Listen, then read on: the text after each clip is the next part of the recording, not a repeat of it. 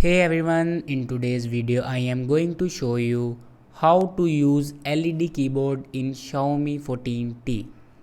So let's start the video. First of all, open Play Store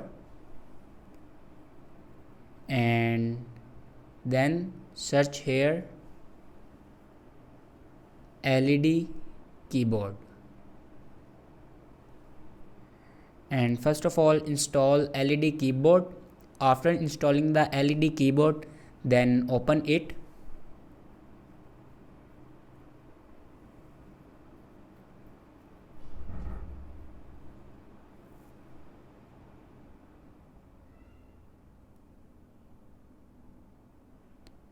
And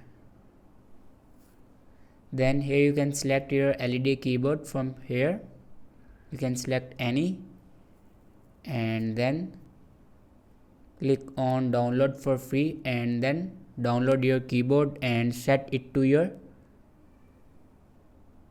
LED keyboard.